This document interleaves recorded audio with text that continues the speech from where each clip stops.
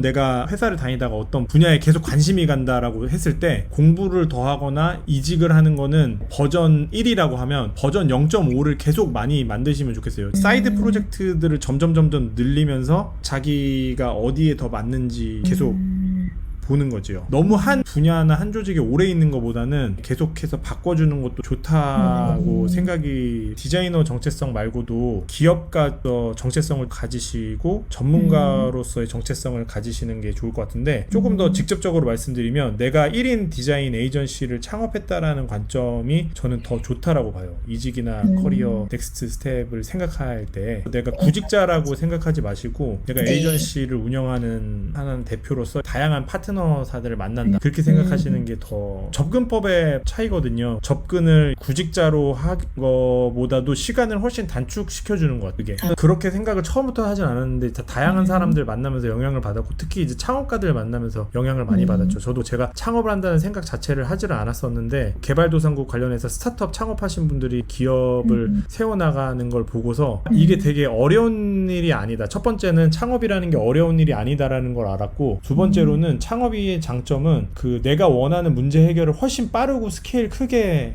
직접적으로 할 수 있어요. 내가 어느 조직에 속하는 사람이라면은 그 조직 내부 구성원으로서 주어진 역할을 하는 거잖아요. 근데 창업가로 만나게 되면 다양한 네트워크도 맺으면서 다루는 돈의 단위도 커지고 만나는 사람들도 달라지고, 그러면서 훨씬 더 문제를 빠르고 규모 있게 해결할 수 있고, 또 제가 경험했었던 좋았던 경험은 주로 유학생들 커뮤니티긴 한데 사람들이 커뮤니티가 형성이 돼가지고 여기서 이제 활동을 해요. 유학생들이다 보니까 한국에서 사람들이 잘 가지고 있지 않은 좀 더 비판적인 사고 해요. 우리나라의 구직이나 이직자들은 사실 대부분 내가 어떻게 하면 마음에 들어서 잘 보여서 뽑힐 수 있을까, 이런 어프로치잖아요. 근데 외국에서 교육을 받거나 그러신 분들 경우에 제가 느끼기에는 조금 더 이 인더스트리 전체 문제를 본다든지 아니면은 조금 더 비어있는 시장에 대해서 관심을 가진다든지 그게 있더라고요. 두 가지를 결합해서 말씀드리면은 창업하는 사람들 대부분 한 40대에 이르는 사람들이 하는 것 같아요. 우리나라에는 30대 대학교 졸업하고 사회생활 시작하면서 30대부터 40대까지 사회생활 10년 동안 그런 비판적인 시각을 키우면서 기회를 보는 것 같은데, 해외에서 교육을 받은 조금 더 주체적으로 사고를 하고 비판적인 시각을 갖는 친구들 같은 경우에는 굳이 30, 40대 직장 경험이 없어도 그런 관점을 가지고 있는 것 같아요. 내가 어떤 게임의 룰에 맞춰가지고 내가 어디 편입되려고 생각하려는 마음가짐보다는 내가 생각할 때의 문제의식이나 아니면 내가 느끼는 가치가 있다면 그냥 용감하게 거기에 먼저 돌직구를 던지는 게 맞구나라는 생각이 많이 들었어요. 저도 전통적인 방식으로 뭐 입사하고 퇴사하고 뭐 공부하고 다소 애둘러 가는 것 같은 느낌을 많이 받으면서 제 딴에 한계가 있지만 최선을 다하고 있는 거고, 제가 아쉬움을 느끼는 부분, 그래서 그런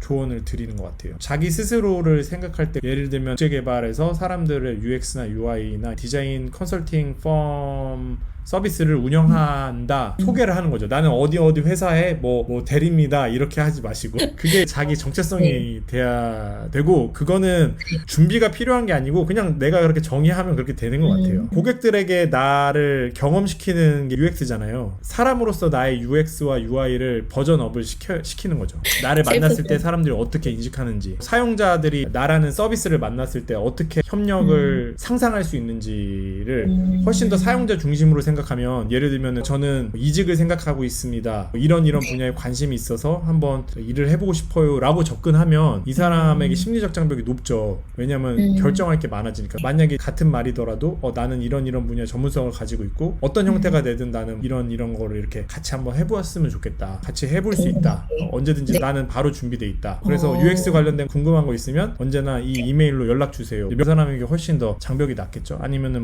링크드인으로 친구를 맺으면서 재밌는 나의 포트폴리오들을 잘 볼 수 있게 해줄 수도 있고. 회사 다니면서 대학원을 계속 다녔어요. 총 7년 했는데 그동안에 계속 저는 대학원을 다녔어요. 왜냐면은 인생에서 제일 중요한 변수가 시간이잖아요. 그러니까 나중에 한다는 건 사실 안 한다고 보는 게 맞다라고 보거든요. 직장생활 하시면서 다음 넥스트 스텝을 생각하는 여러 가지가 있잖아요. 예를 들면은 대학원에 가겠다, 그 다음에 국제기구를 가겠다, 뭐 이런 게 있는데 그거를 모두에 동시에 추진하는 게 맞다라고 봐요. 다음 단계는 이거, 그 다음 단계는 이거라고 하기 하기에는 삶의 변수가 너무 많기 때문에 지금 생각이 들었다면 생각이 나는 거는 모조리 다 실행하는 게 맞다라고 생각하고 있습니다. 디자이너로서의 강점이나 장점이 저는 엄청나게 네. 있다라고 보거든요. 주변의 디자이너분들을 만나게 되더라도 그렇게 네. 기본적으로 생각하는데, 디자이너라는 직업이 너무너무 플렉서블하면서 할 수 있는 게 너무 많은 직업이어가지고 그 전문성이어서 저는 정말 좋다라고 생각하거든요. 제가 생각했을 때는 어떤 조직 내에서 내 역량을 발휘하는 것보다는 프리랜서 좀 독립된 존재로서 컨설팅하면서 협력하는 게 저는 디자이너로서 더 맞는 일하는 방식이라고 생각이 들어요. 안 그러면은 너무 코스트도 크고 겪는 과정에서의 어려움도 많고. 근데 예를 들면은 약간 맥락이 다를 수도 있지만 미니지님만 생각하더라도 그분도 디자이너 출신이잖아요. 시각 네. 디자이너긴 하지만 이제 디자이너기 때문에 풀어내는 자기만의 느낌들이 사실 사람들에게 훨씬 더 효과적으로 다가가는 경우가